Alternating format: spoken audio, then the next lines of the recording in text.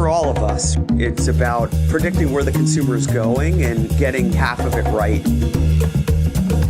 One of the things we want to do is create ads that don't suck. Embracing change creates great possibility. I'm Alan Hart, and this is Marketing Today. Today on the podcast, we go back in time and we resurface an early episode with Kim Whitler. She's an assistant professor at the Department of Marketing at Darden School of Business at the University of Virginia. Kim and I have known each other for years, and on this early podcast, we actually talk about some of the research that just now got published in the Journal of Marketing. And so in celebration of that, I wanted to resurface it. She does some great work researching firm performance and the impact of marketing experience on boards. And that's exactly what this new article or new research paper is. It's when and how board members with marketing experience facilitate firm growth. She's found that only about 2.6% of firms actually have board members with marketing experience, which is sad, especially for us as marketers. But those that do actually outperform firms that don't and leads to a competitive advantage. So without further ado, here's an archived episode of Marketing Today. Today on the show, I have Kim Whitler. She's assistant professor of marketing at the University of Virginia's Darden School of Business. She regularly writes for Forbes and CMO.com on all sorts of marketing leadership topics.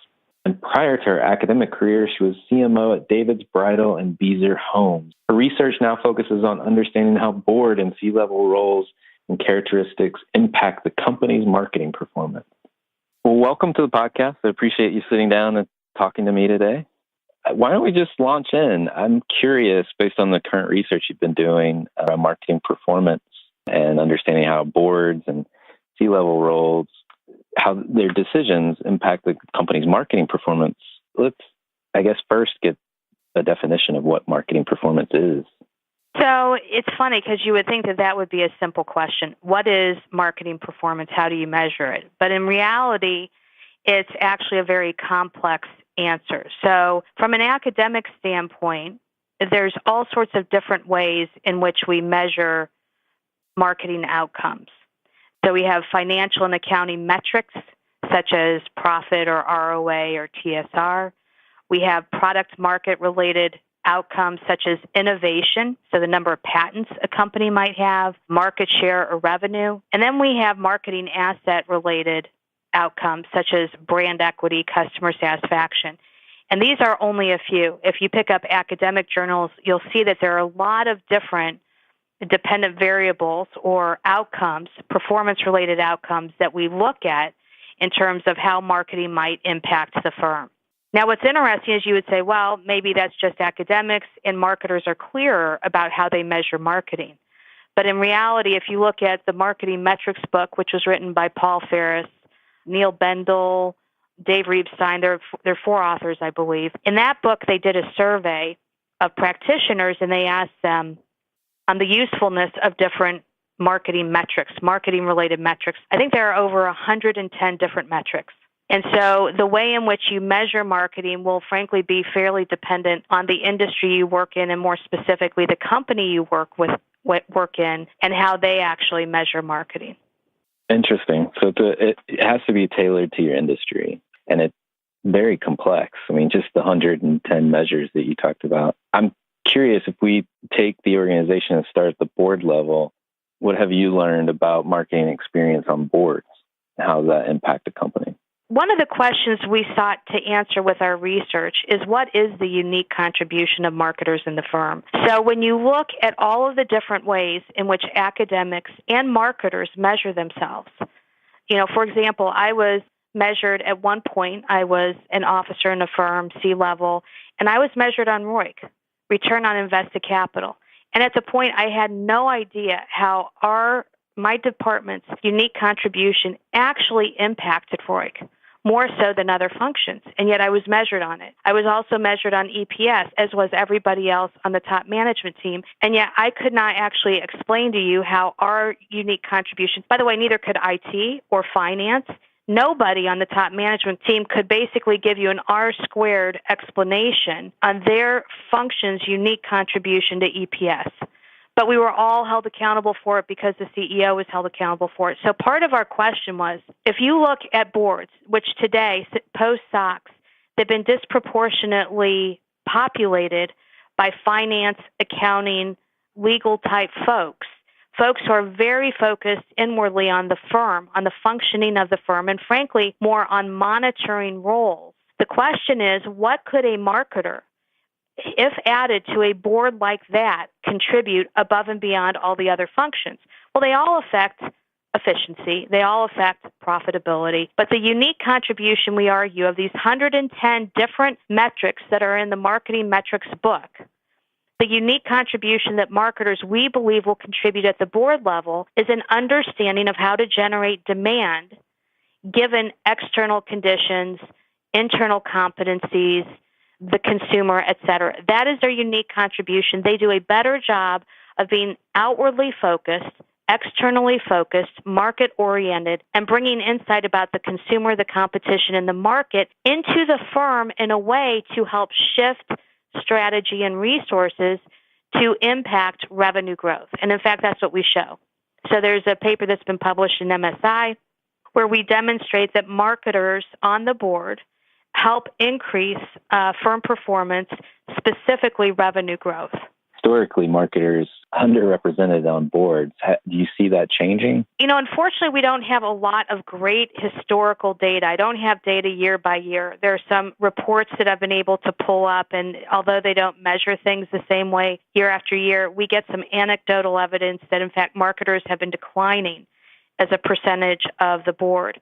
And there's a couple of factors that have affected this. If you go back to the 90s, not every board had a CFO on it, right? Somebody who had significant financial experience on the board. However, post-SOX, every board must now have it because of regulation. And so you went from not every board having a finance director and the average board size being around 13 back in the 80s and early 90s, and now the average board size is somewhere between 9 and 10. So at the same time that you've added accounting and finance folks, you've also reduced the size of the board. And so what we believe is happening is that some of the ancillary roles that were filled by people like a CHRO or a CMO or a professor or somebody from the government, so there are representatives who sit on boards, some of these kind of more nominally represented experiences have been the first, we believe, to go by the wayside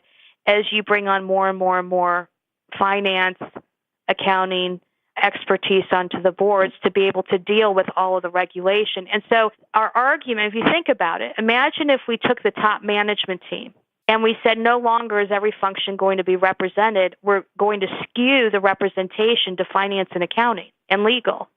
How would that affect the management of the firm? And so we actually believe, and we're not saying that, marketing is more important than finance. In fact, we actually believe that they're nice. It's kind of a nice teeter-totter, a nice counterbalance.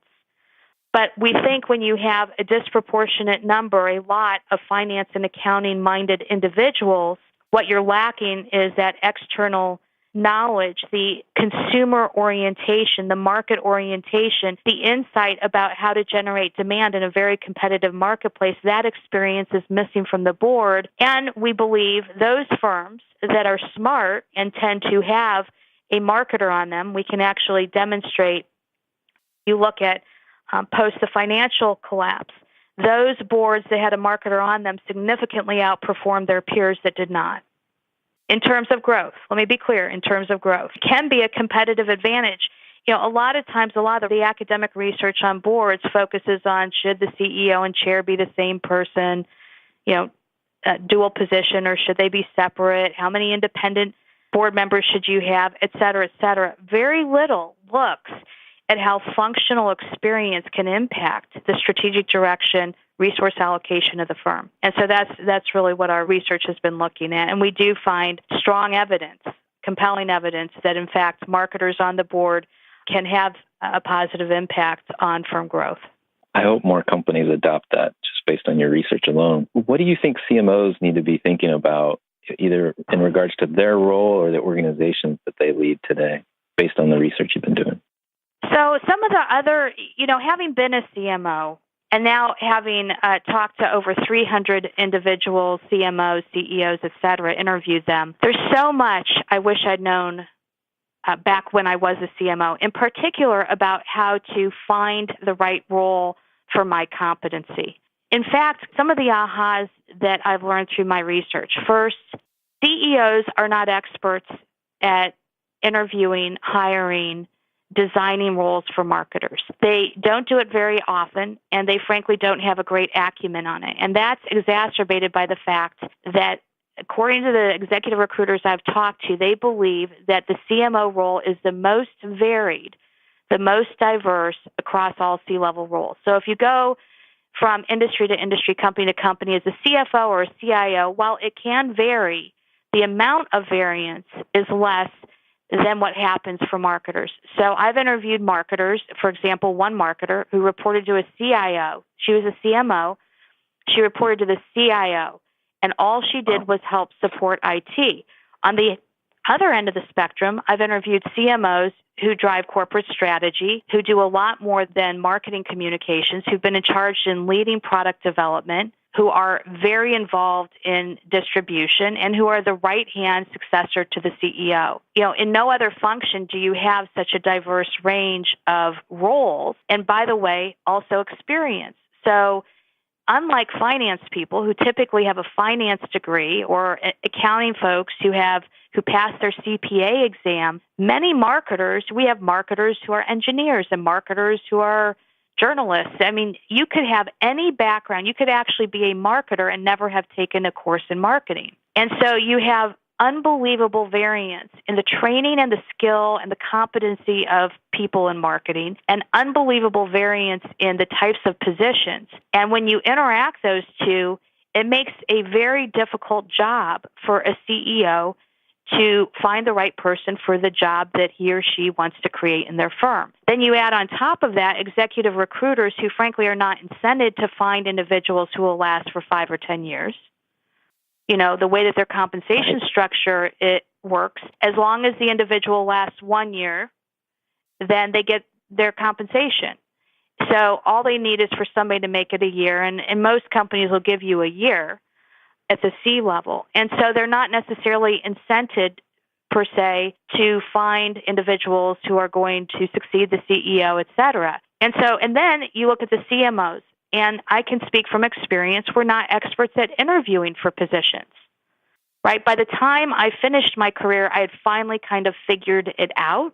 But in the first few positions at the C level, I wasn't asking the right questions. So what does all of this mean? What is it that CMOs need to do?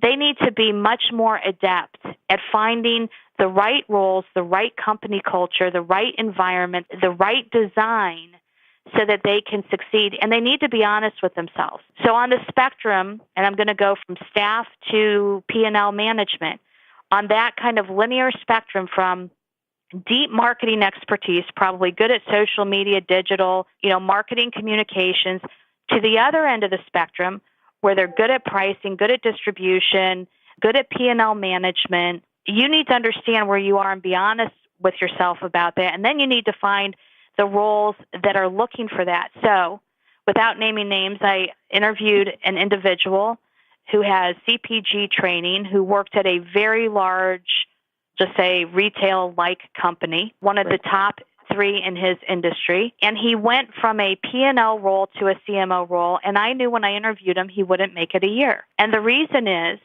because he was used to having leadership over all of the different levers that drive the business, and he'd moved into a role where he didn't have that. And he thought that he would be the heir apparent to the CEO.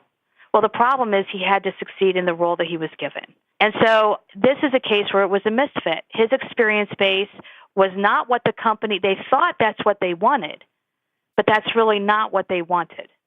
And so this is part of the challenge that CMOs have, is ferreting out what the CEO really wants. And I have a couple of suggestions. One, ask for the org chart.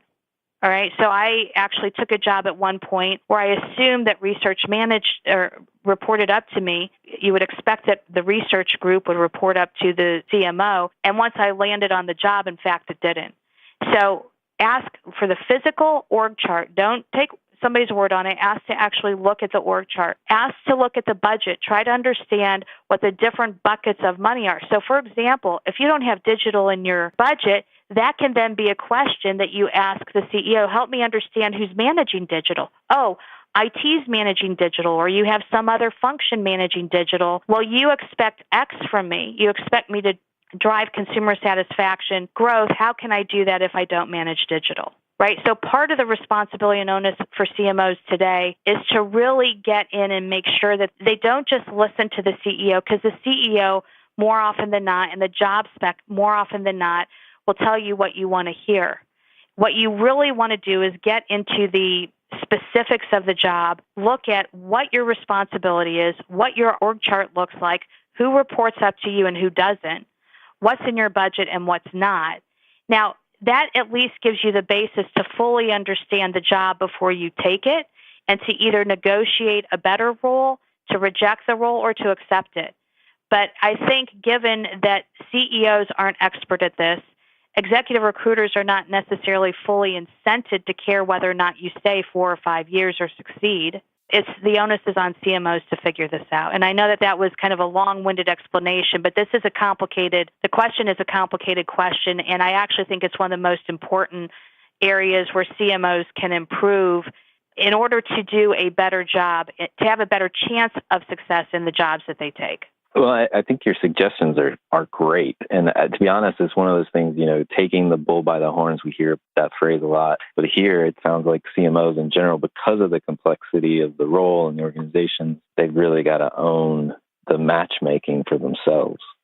Now, let's assume I'm now a CMO and I'm in the role. How do I think about my marketing capabilities or organization that's now reporting to me? And how do I assess it or think about, is it a good one, or do I have gaps?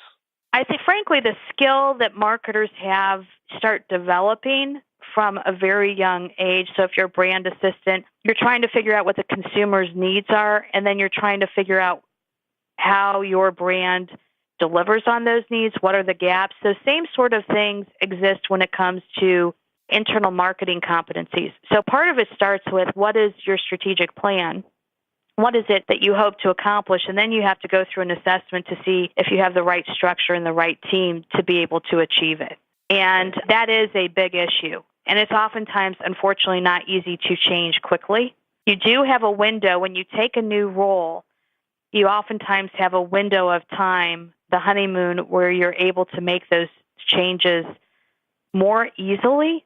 If you let a year or two go by and then you say, wait, I don't have the right structure, people will ask, why didn't you bring that up in the first 6 months? So I think it stems from your strategic plan and what it is you want to achieve. And then it's a decision as to what you want to insource versus outsource. Where do you want to hire experts outside of the firm, consultants, agencies, experts outside of the firm, versus what do you want to have on your staff? And then it's a matter of, okay, do I have the right people in the right positions? If you go back to Jim Collins, do I have the right people in the right positions on the bus to get it done? I know talent, in particular the CMOs that I talk to, it's a big issue. And it seems like maybe it's because of the complexity of the organizations they're running, like you described. It's on a spectrum of, I don't have true lieutenants or deputies, i.e. mini CMOs or junior CMOs. So there's a management or leadership gap. And then in other cases, it's a more niche need, digital, social. And so it's hard for me to get a read on it. I don't know if you experienced that as well with all the folks that you've talked to. I think it really is hard. And frankly, it's even more challenging today. One of the things I started seeing right before I left practice to get a PhD is I started seeing a shift in, frankly, work ethic. So not only do you have to find people who have the right skills, who have a great attitude, right? They're a positive contribution to the team. But I started finding that people had very high expectations. They wanted to make, $180,000 a year, but they needed to leave at 3 p.m. to go do some endeavor. So I started seeing this, frankly, this problem, because I had individuals, for example, my administrative assistant, who was working 40 hours a week or more, who was making a lot less than these individuals who didn't have that same kind of expectation that they would make a lot and not have to work as hard. And so, we're seeing it right now with Paul Ryan. He'll take the speakership job, but he's going to put mandates on when he will work and when he won't work. And while some of that is good, it can make trying to fill out a team where you need a lot of players who are pulling their fair share of the weight. It can make it challenging if you have a lot of variance and the degree of commitment to the project, the team, the company, et cetera. What I ended up doing toward the end of my career is I literally did 5 hours of interviews for any significant position. And the first set of interviews, the first 2.5, was to almost scare the candidates into understanding how difficult the job would be, because I realized after I'd made a couple of very bad hiring calls, I wanted to get people who were up for the challenge, who were ready to work hard and who were ready to hit the ground running. And if people were focused on work-life balance, that wasn't, the company was at this time was having a lot of challenges. It was in a tough industry that was declining, and I needed people who could pull. And so I had a very tough 2.5-hour interview that was focused on competency, but could they handle the culture? Could they handle the challenges in front of them? And in fact, one of my best employees ever, halfway through that interview, said, "Kim, if you're trying to scare me, you can't scare me." So he knew exactly what I was doing, and he came back and he said, "I'm not scared. I'm open to the challenge. I want to learn. I love the fact that I'm going to be given a lot of responsibility, and I'm ready for that." So he called me on basically what I was doing in the interview. The next 2.5 hours was focused on personality fit, cultural fit, et cetera, and they would be held in different venues, separate locations. The second interview was typically over a lunch, and if they'd made it through the first round, then I softened up and then we could have more of a conversation. But I realized after making literally 2 very bad hires that I could not afford to do that again. Now, that's what I did. I think every CMO has to figure out their own way on this. I also put a lot more pressure on our recruiting partners to do a better job of vetting candidates. But this is a big deal, and it costs the company a lot to find a candidate. And I just finally got to the point where I had to invest more of my own time because it was that important. When you get somebody who has a great attitude, who's a tremendous leader, who steps into the gap, who has a great work ethic, who's dependable, who's reliable, who's a positive energy, who makes the team better, when you find that person, they are worth gold. Conversely, if you get the opposite, it is cancerous to a team. And so knowing how important critical players are on the team, I just felt like toward the end of my career, the variance was too great and I needed to jump in and be more hands-on than I had to be kind of earlier in the middle of my career. I love your 5 hours. That's a lot of time to spend with a candidate, but it's vital. Like you said, it's vital to get the right fit. When you have the great positive energy spirit, the people who raise their hand and the students who are ready to help their classmates and who are engaged in learning, and then you have the cynical, skeptical, constantly challenging everything, and not the challenge is bad, but kind of a general negativity. You see this everywhere, and the variance is tremendous. And I just found over time that I really prefer to find folks who are positive spirits, who are competent, who kind of have the right type of energy to make the team better, that they're big contributors. It's just, I finally felt like 5 hours was worth it for me because, you know what, you're going to spend hundreds, if not thousands of hours with them. And so 5 hours is a low upfront cost to invest to make sure that, frankly, they know what they're getting themselves into. That's the other thing. It's not fair to them to spend 30 minutes in an interview and think that they have enough information to be able to decide whether or not, I'm a good fit for them or the company's a good fit for them. And so for both of us, I felt like it was only fair that I do more due diligence on my side to make sure that I have greater confidence in the hire. And frankly, for them, that before they say yes, that they have enough information to believe that this was a good fit for them as well. It's great advice to any candidate in marketing, or any candidate for that matter, in any job. What I want to do now, if it's okay with you, I want to step back from your research and let's get our crystal balls out. I love this part of the interview process and think about the future. And, I'm curious, as I'm sure many of the listeners are, what would you predict? You've got your pulse on business and academia and many other things, especially with the articles and content you're putting out with Forbes. What do you predict for the future of marketing? It's funny because I do so many interviews and I always ask the same question. So it's kind of nice to be on the other side for once. So the first thing I'd say is I don't think it's a monolith. I think This is the biggest tent. Marketing is the biggest tent of all disciplines. We have everybody from a media analyst or a researcher who's a quant jock to creatives and artists to strategists to general managers, and then to kind of functional experts who are social media experts or digital experts. As I always tell students, it does not matter what your skill is. If you love people, we have sales. If you hate people, we can put you in a room and you can do analysis. It doesn't matter what you're good at. There's a space for you in marketing. It also, as we started the conversation, marketing is such a confused term. So academics define it differently than practitioners do. This is such an academic answer, but it's always, it depends. It depends. And so I want to talk, though, about what it can be for those enlightened CEOs and those enlightened boards who understand that this can be a huge competitive advantage when managed correctly. So the first thing I'd say, and this is based on my research, that I think in a more competitive world where the big get bigger, but they hit harder, and even in some ways, some of the small are faster, are nimbler, are able to beat up on the big, growth is more challenged. And we're seeing that in a lot of CEO surveys. So as growth becomes more challenged and difficult to attain, look at higher ed. What's going to happen in the future? Most likely, higher ed, you're going to see schools go by the wayside, and some of the big will get even bigger. And so in a world where growth is more challenged, marketing becomes more important because marketers are the engine for growth in the company.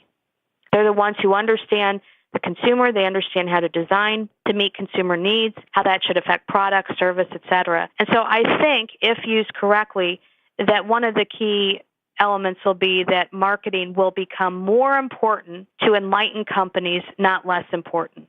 Second thing is then this will be, as it becomes even more important in industries where it's historically not been important. I'll talk about law firms. I did an interview with somebody where all of a sudden marketing is becoming more important in law firms, more important in B2B. It's becoming more important in tech, right? It's becoming more important in higher ed.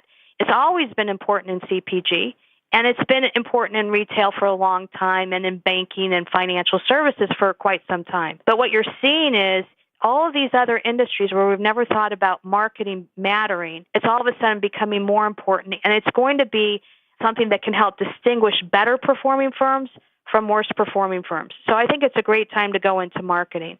I also think that the future will require that marketers attain different skills. So it was possible in the 80s and 90s for somebody to grow up in an advertising agency, which is a very small part of broad marketing, and to obtain a position of CMO. I don't think that's going to be the case. It's actually dwindling, and that's not going to be the case very often in the future. I think you're going to see more people coming from consulting backgrounds with the ability to analyze data and convert analytical thinking into strategic plans.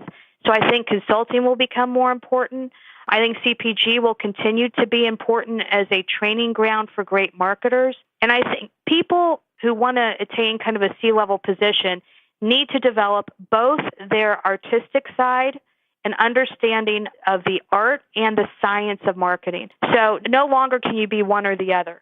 And in some research that I did, it's interesting. The worst performing marketing companies are those where the CMOs are predominantly analytical, self-described analytical without any creative skills. Now, this shocked me. I reran the numbers 3 times. Why is that? Here's my hypothesis. Anybody can tell you, go target this group, and here's what they want. But you now need to convert that insight into information, messaging, products, services that change the consumer's mind and behavior. And that requires an artistic component. And so the people who are great scientists, great analysts, without having the balance on the creative side, without having a respect for how hard it is to change somebody's mind, now this is the ad agency side, they're deficient. And so in the future, those people who will win have strong foundational stat skills, math skills, analytical thinking skills, strategy skills. But that is necessary, not sufficient. They also have to have a respect for ad agencies, great creative that changes minds, creative that moves consumers to behave differently. They need to understand both sides. So I think the job is becoming more challenging because it used to be that you could be one or the other. And I think to be great in the future, you're going to actually have to be ambidextrous on this one. And then the last thing I would say is that I think more CEOs will be coming from marketing. And a lot of that has to do with what I just mentioned. The fact that you have to be an analyst and a strategist and a tactician and a leader. You have to work with the outside constituencies, agencies, and internal peers to try to drive change within a firm. All of those skills are critical once you get to the CEO role. And so I do think you're starting to see more and more CEOs coming from marketing, and I think it's going to be a great training ground to launch into the CEO position from. I'm curious. I've asked this question as well to a number of folks, and always fun to get an answer from a marketer or former marketer. Are there companies that you watch or that you find interesting, you think others should be paying attention to? Right now, I'm fascinated by brands that are turning themselves around. So I'll give you a couple of examples. I like Allen Edmonds. Allen Edmonds, it's a luxury, very premium, American-made shoe company. And they lost their way. They distributed their shoes, a lot of their shoes, either through their own stores or through retailers. And they listened to the retailers and not the consumers, and they changed their product. They went overseas. They changed their manufacturing. They did all sorts of things wrong. This is back in the early 2000s. And they got a new CEO who was, even though he was an iBanker, he sounds like a marketer. He has a market-oriented point of view. One of the first things he did was he asked the C-suite, what did the competitors' shoes feel like to wear? They didn't know. So he went out and he bought all the competitors' shoes and said, I want you to wear them for a week. Now I want you to wear our shoes for a week. I want you to talk to consumers. He went back to the basics to really understand what the company was about, what the loyal fans of the shoes loved about the company, and they fixed everything.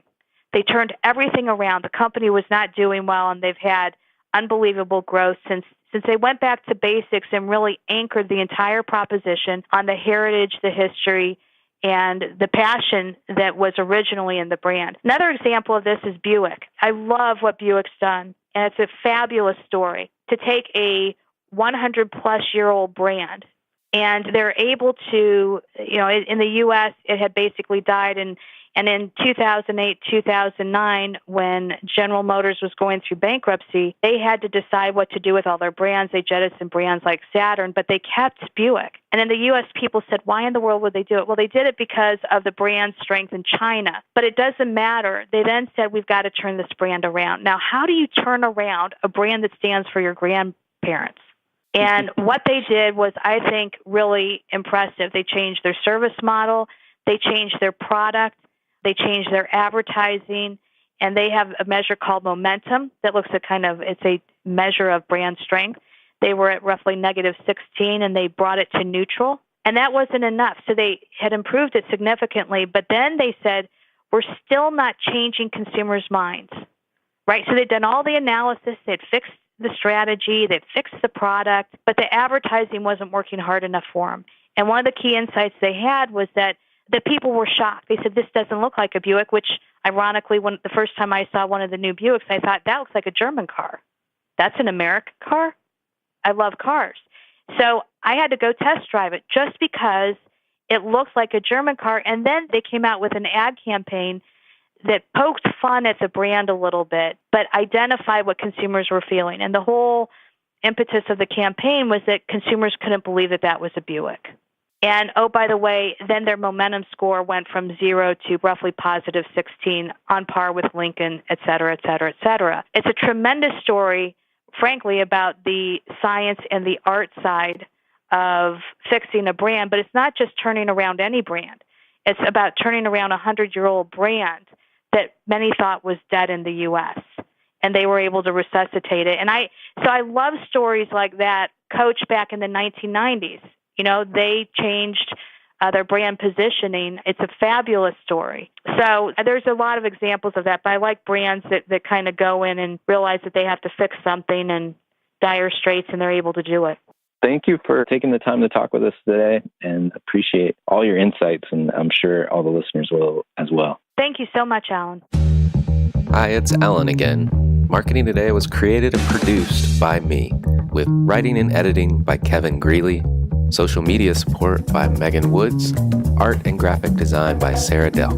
If you're new to Marketing Today, please feel free to write us a review on iTunes or your favorite listening platform. Don't forget to subscribe and tell your friends and colleagues about the show.